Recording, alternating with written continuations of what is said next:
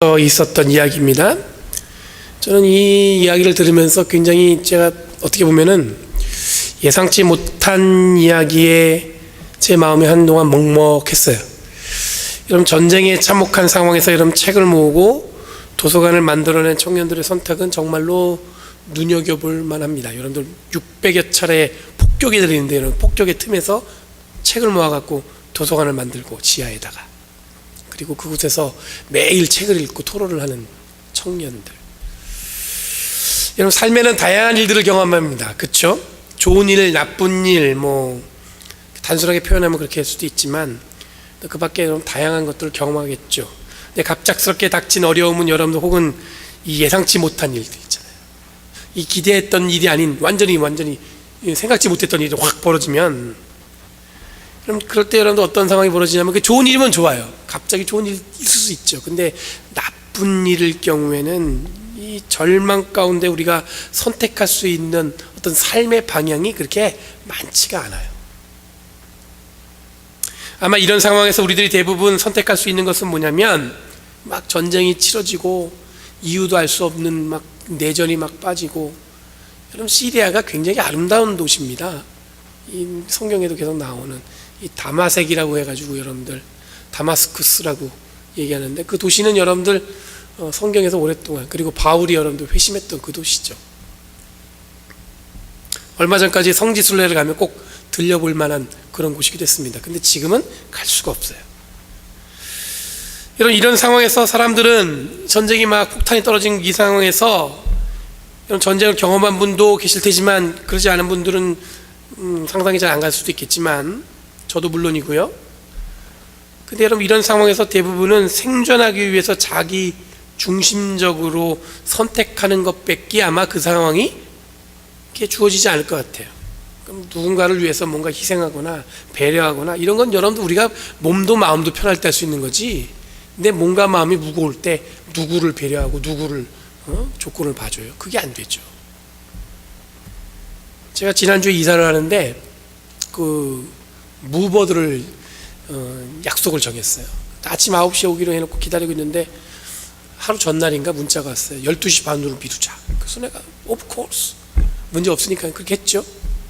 12시 반 됐을 때 이제 전화 왔어요. 오고 있냐? 전화했더니 10분이면 도착한대요. 그러니까 이제 저도 뭔가 마음을 준비하고 이제 기다리고 있는데 1시간이 지나도 안 와요. 전화했는데 전화도 안 받아요. 1시간 반 지나니까 전화기 꺼놨어요. 이건 차는 아침부터 빌려놨는데, 예상치 못한 일이잖아요. 제 마음에 얼마나 분노가 차는지. 내가 보니까 이 친구들 히스패닉 친구들인데, 우리가 축구를 말해 독일을 이겨줘가지고 우리가 독일을 이겨줘가지고 남들은 가면은 어디 가서도 우리 한국 사람들은 와 좋아한다고 그러는데 이 친구들은 나를 바람을 맞췄구나. 제가 급하게 사람을 찾았어요. 그래가지고 연락을 했더니 내가 어려운 상황인 거 아니까 이 친구들이 딱 와갖고는 처음엔 아주 나이스하더니 돈 받을 때 되니까 여기 표정이 바뀌더라고요. 돈 더 줘야 된다고. 제가 줬게 안 줬게요? 꼼짝없이 줘야죠. 제가 무슨 힘이 있겠어요. 그쵸? 그 친구는 나이지리아에서 왔대. 나이지리아. 니네 나 축구 잘한다. 그렇게 마무리 짓고 말았는데, 제가 왜 이야기하냐면 내 사정 안 봐줘요.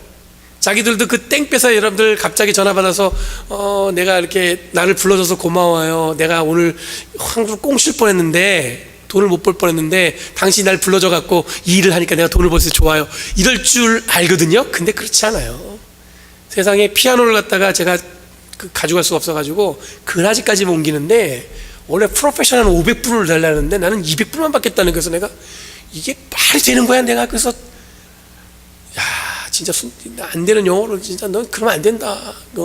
내가 다 아는데 200불이 내가 이리저리 한 거 100불 그랬더니 죽어라 우겨가지고 제가 깎았어요. 근데 중요한 건 뭐냐면 안 봐줘요. 내가 어려운 거 아니까 안 봐줘요. 삶이 그렇다는 얘기죠. 내가 여유가 있어야 여러분 봐줄 수도 있어요. 제가 여러분 물질적으로 여유가 있으면은 그렇게 막 그렇게 했겠어요? 막 그렇게, 그쵸? 그 사람들도 마찬가지죠. 자기들도 뭔가 여유면 그렇게 했겠어요? 근데 딱 기회를 잡은 거죠. 딱. 그럼 이런 상황 속에서 어쩌면 여러분들 이 부정적인 마음이 어떻게 되냐면 남을 비난하는 시각까지 갈 수 있어요. 아, 이게 누구 때문에 이렇게 된 거야 말이야. 저도 막 비난하게 되죠. 누구를 찾아서. 처음엔 그 사람들만 비난하다가 나중에는 저 자신을 비난해요. 아유, 꼼꼼하게 좀 볼걸. 바보같이 말이야. 뭐 여러 가지 생각이 들어요. 돈 몇 푼에 말이야. 그냥 좀 누구한테 물어볼걸. 막 자기를 막 분노하죠. 막 그렇게 생기잖아요. 근데 여러분, 이런 상황에서 전쟁 중에 책을 모아갖고 도서관을 만들고 매일 책을 읽고 토론을 한다. 여러분, 이거는 여러분들 우리가 기본적인 관념을 흔들어 놓는 굉장히 혁명적인 선택이라는 생각이 들었습니다. 오늘 본문에, 여러분들 읽은 본문에 두 여인이 등장합니다. 하나는 회당장 야이로의 딸이고 또 다른 한 여인은 12년 동안 여러분 혈루병을 앓은 여인이에요. 이 여인의 두 여인의 공통점은 뭐냐면, 어찌할 수 없는 막막함에 자신의 삶이 이 절망 가운데 떨어져 있는 거예요. 어쩔 수 없는 그런 어려움이 이 두 여인에게 있어요. 회당장 야이로에 따른 여러분 죽음이 임박했습니다. 이 성경에 보면 여러 가지 선택의 순간에 아버지 이 야이로가 회당장이에요. 자기는 최후의 선택입니다. 예수님을 찾아갔어요. 그리고 뭐라고 했냐면 무릎을 꿇고 간곡히 부탁했습니다. 예수님을 찾아와 간곡히 간청하였더라. 그러면 뭐냐면, 내 어린 딸이 죽게 되었습니다. 오셔서 그 아이에게 손을 얹어 고쳐주시고 살려주십시오. 이게 야이로가 지금 예수님께 무릎 꿇고 가서 간곡히 청한 내용이에요. 와서 고쳐주시고 살려주십시오. 이 절박한 상황에 처한 야이로가 선택한 것은 여러분들 예수님을 찾아가서 자기의 이 절박한 것을 부탁하는 거였습니다. 예수님, 저희 집에 오세요. 우리 딸 좀 고쳐주시고 살려주세요.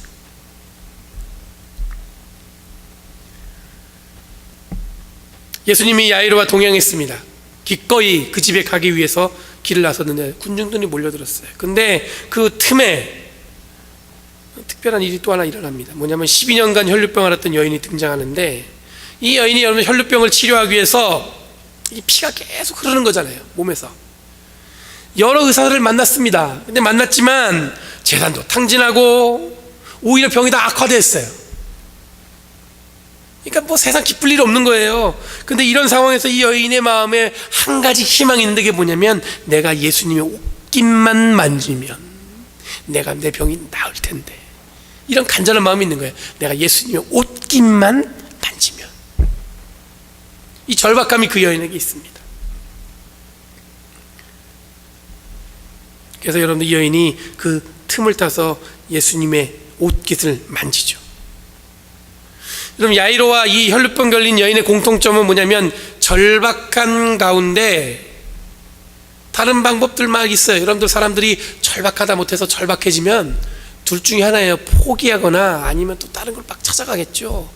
근데 이런 와중에서 이 야이로와 이 혈루병 여인은 자기의 삶을 부정적으로 몰아놓지도 않고 비난하지도 않고 어떻게 했냐면, 한 가지예요. 뭐냐면, 예수님을 찾아가면 나의 이 모든 것이 해결되겠지. 이런 마음이 두 여인에게 생긴 거예요.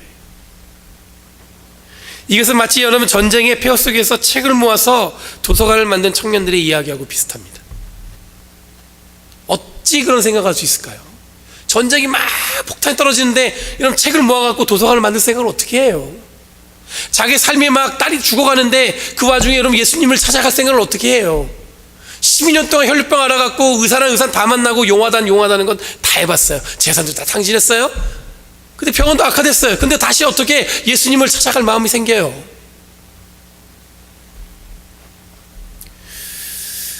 그럼 제가 어저께 굉장히 안타까운 소식을 들었어요. 여러분, 산타클라라 교회에 장로님이 계시는데 저희 교회 20주년 예배 때 오셨어요. 그 멀리서 여기까지 목사님과 같이 운전하고 교인들하고 저희 교회 20주년 예배에서 같이 예배 드렸어요. 그리고 여러분들 기억나시는지 모르겠는데, 작년에 여성교회 찬양제 갔을 때 앞에서 사회 보던 분 있죠? 그 부분, 여자분, 그 두 분이 부부인데 그 첫 손녀딸이 아마 생일 파티에 초대받아갖고 수영 풀파티에 간 것 같아요. 근데 풀파티에 갔다가 아무도 보는 사람이 없었는지 물에 빠진 거예요.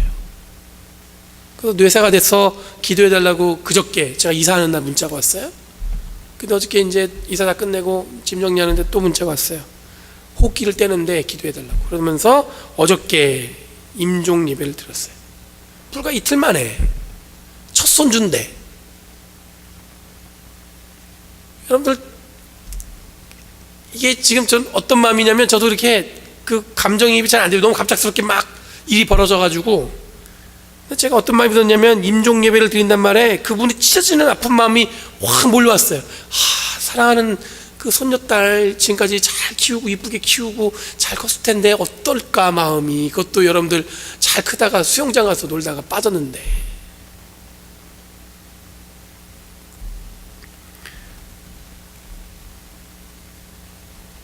여러분, 이런 상황에서 이분들이 어떤 삶을 선택할 수 있을까요?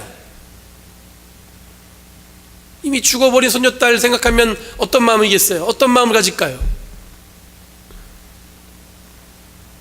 좌절스럽고 하나님이 원망스럽지 않겠습니까? 평생 여러분 신앙생활하면서 교회에 헌신했던 분들이에요.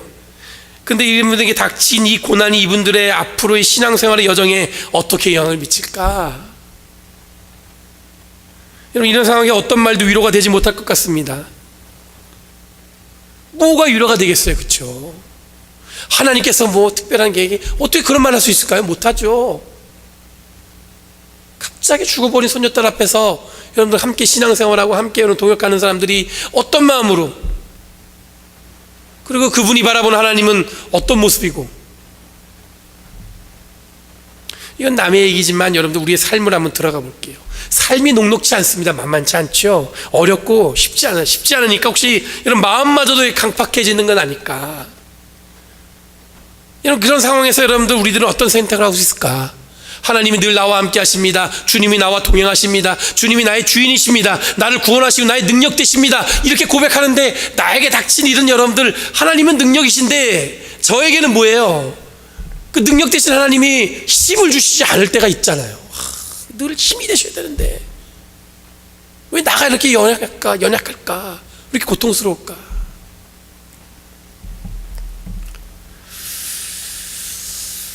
여러분, 잠깐 혈류병 여인과 이야기를 나누던 순간에 야이로의 딸이 죽었다는 소식이 들려왔습니다. 예수님은 주저없이 그 야이로가 그랬는 것 같아요. 예수님이 뭐 수고할 필요가 있냐, 이미 딸이 죽었는데. 그랬더니 예수님이 말씀하신 게 뭐냐면, 두려워하지 말고 뭐만 해라? 믿기만 하여라. 이 말씀하셔요. 그리고 가요. 그리고 가서 뭐라고 그러냐면, 막 통곡하고 우는 자들한테 그럽니다. 왜 우느냐? 이 아이는 지금 뭐하냐? 잔다.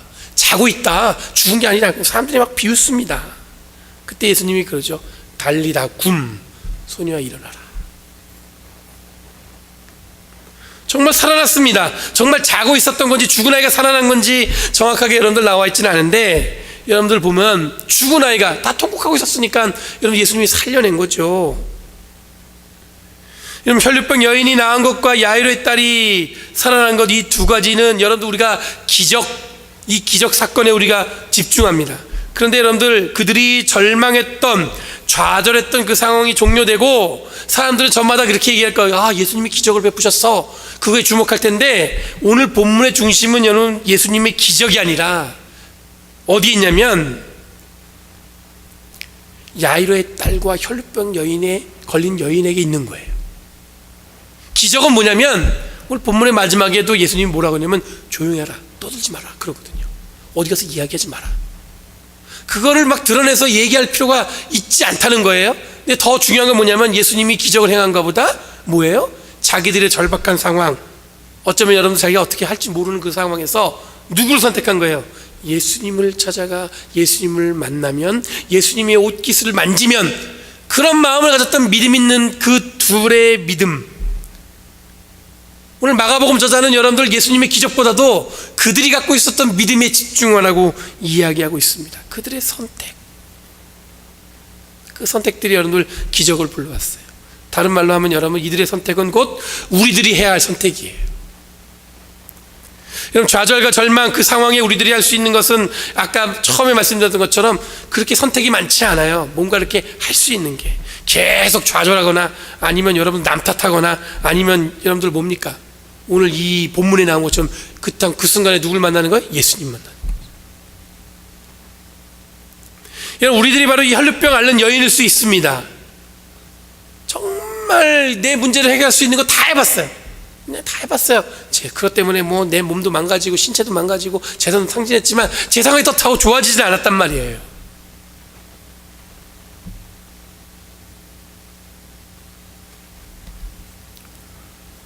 참 불행하죠. 그런데 여러분들, 이 여인은 예수님의 옷깃을 만지려는 그 마음이 생긴 순간에 기적의 아이콘으로 바뀌었습니다.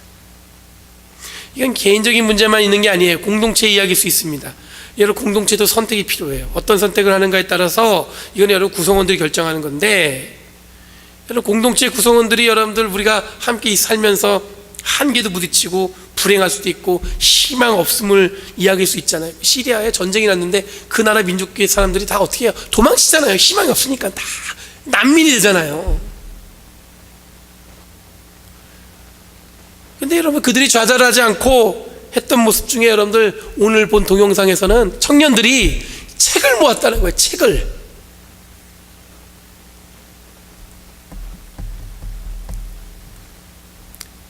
여러분들, 계속 공동체가 그대로 좌절하면 그 공동체는 소멸될 수 있을 것입니다. 근데 예수를 선택하면 바라보는 방향이 달라질 수 있는 거죠. 여러분, 교회로 한번 얘기해 볼게요. 교회는 어떨까요? 이미 예수님을 선택한 자들이 모여있는 공동체예요. 여러분, 우리는 주님을 선택한 사람들이에요. 그렇죠? 주님이 여러분들의 구원자이신 믿습니까?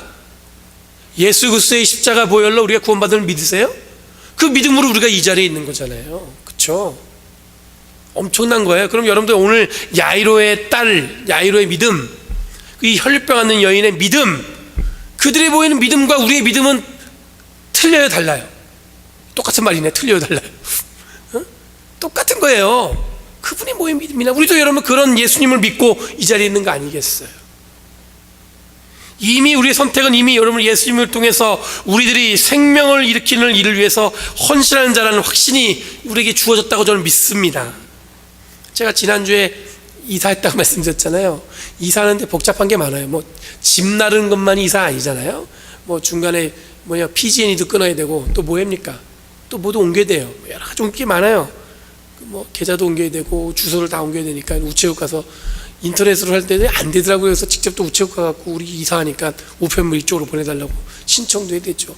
체크리스트를 만들어갖고 하나씩 체크하는 거예요. 이거 1번, 2번, 3번, 4번, 또 뭐 해야 되지? 이거 해야 되지. 다 체크하면서 해야 이사가 완성이 되는 거예요. 그렇죠? 집만 간다고 되는 게 아니잖아요. 그렇죠? 그렇죠? 여러분, 이사할 때 저만 그러나요? 체크하죠. 이렇게 하나씩 체크해갖고. 야, 진짜 반응이 없으니까 이건 하기야 저는 이사한 지가 오래됐어요. 그럼 제가 할 말이 없는 건데, 여러분 이사할 때 체크리스트 막 하잖아요. PJ 옮겨야 되고 막 옮겨야 될 거 많아요. 연락도 해야 되고요. 인터넷을 옮겨야 돼서 연락했더니 인터넷이 어저께 하다가 끊겼어요. 했더니 망가졌으니까 기계를 다시 보내주겠대. 얼마나 화가 나요. 화날 일은 아니지만 제가 불편한 거죠. 하나씩 꼼꼼하게 체크해야 됩니다. 근데 여러분들, 이사를 할 때도 이렇게 하나씩 다 체크하는데 신앙생활 할 때도 마땅히 해야 할 일이 있어요. 예수를 믿는다면, 여러분 예수를 믿는다면, 교회를 다닌다면 체크리스트가 있죠. 뭐예요? 기도해야죠. 예배 드려야 되죠. 전도도 해야 됩니다. 헌금도 해요. 교제 나눔도 합니다. 신앙훈련도 해야 돼요. 교육도 받아야 되고. 근데 여러분들, 이사하는 것만큼 꼼꼼하게 신앙생활하는 체크리스트 쭉 하다가 혹시 한두 가지, 아니 서너 가지는 쉽게 빼먹을 수 있지 않나요? 이건 여러분들 이게 부끄럽지만 저를 두고도 얘기한 얘기예요. 이게 쉽게 빼먹는 게 있어요. 체크리스트를 하나씩 다 꼼꼼하게 이사할 땐 챙기면서, 내가 예수님 믿고 교회 다니면서 신앙생활 하는데, 여러분 우리 신앙생활 하는 사람들이 갖고 있어야 될 어떤 그런 신앙생활의 인의 본분, 그런 게 있는데 이런 걸 빼먹을 때가 있더라는 거예요.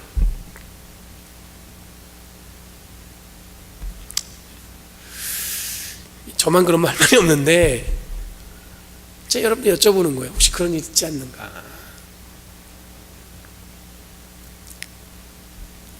여러분 개인, 그리고 우리 교회의 선택은 어떤 것인가 한번 생각해 보시기 바랍니다. 너무 심각해도 문제이고 너무 무관심해도 문제인데, 반드시 기억할 것은 뭐냐면, 우리들의 존재는 어떤 상황이든지 어떤 때이든지 간에 이 세상에 생명을 일으키는 사명을 여러분들 보는 존재예요. 지금 우리가 어떤 상황이 있든 간에 여러분들, 마치 혈류병 여인이 그 예수님의 옷깃을 잡으려는 그 마음, 야이로가 예수님을 모셔오면 자기 딸이 어떻게 돼요? 병이 고쳐지고 죽어도 살아날 것 같은 그 마음이 여러분들 우리한테 다 있는 겁니다. 우리가 여러분들 신앙생활하면서 우리 개인도 마찬가지고 어디 있든 간에 여러분들 뭐예요? 마치 우리가 신앙생활을 열심히 하고 같이 함께 기도하면 하나님께서 우리를 통해서 정말 큰 역사를 하실 거라는 그런 믿음, 그런 마음이 여러분들 우리한테 있어야 되지 않는가, 이런 얘기를 드리는 거예요. 이미 우리는 뭐예요? 주님을 선택했으니까. 여러분, 삶을 일으켜 생명을 생성하는 일이 우리들이 해야 할 일인 줄 믿습니다. 예수님을 선택한 우리들이 해야 할 일은 바로 이런 겁니다. 생명을 일으키는 거. 어디 가서도 여러분들 내가 뭐 하는 사람이에요? 생명을 일으키는 거. 그래서 이 일을 위해서 지금 우리들이 이 자리에 모여 있는 거예요. 그러니까 여러분들 꼼꼼히 하나하나 신앙생활을 위한 이 체크리스트를 하나 만들어 갖고 이 점검했으면 좋겠어요. 기도했으면 좋겠습니다. 매일 새벽 예배 나오는 거 쉽지 않아요. 그러니까 여러분, 토요일 새벽에 함께 모여서 기도합시다. 제가 이 얘기 자주 하다가 좀 좀 잊어버리려면 안 하다가 저도 까먹고 그러는데, 다른 날은 모르겠어요. 토요일 날은 함께 새벽 예배예요. 그리고 예배 열심히 냈으면 좋겠습니다. 예배 열심히 낸다는 건 뭐냐면 관성, 그냥 늘 오는 자리, 이게 아니라 오늘은 어떤 마음으로 하나님과 갈까, 그럼 기대한 마음으로 왔으면 좋겠어요. 그리고 사랑으로 교제했으면 좋겠습니다. 우리가 서로 이야기하고 막 얘기 많이 하죠. 예수 그리스도의 사랑과 은혜를 나누는 그런 시간을 우리가 많이 가졌으면 좋겠어요. 누가 그랬대 저랬대 이런 얘기는요, 여러분 교회 안 다녀도 하는 얘기니까, 여러분 우리가 기왕하는 김에 우리가 함께 어떻게 기도하지, 그분을 위해서 저분이 이런 상황인데 어떻게 우리가 도울 수 있을까, 이런 마음을 갖는 마음을 한번 가져보는 거예요. 일부러. 그리고 말씀 배우는 일을 열중을 한번 내보자. 그럼 지난주에 저희 교회에 아까 말씀드렸던 것처럼 우리 교회 안 다니는 4분이 성경 공부를 수료했어요. 그 다음에는 또 다른 분을 자기들이 초대했대요. 그래서 제가 속으로 무슨 생각이 들었냐면, 아니 성경 공부만 할 게 아니라 예배를 드려야지. 우리 저기 김단순 권사님이 같이 성경 공부하시는데, 아니 예배 안 드리고 어떻게 성경 공부하냐고 막 뭐 얘기하는데도 꿈쩍을 안 하시더라고.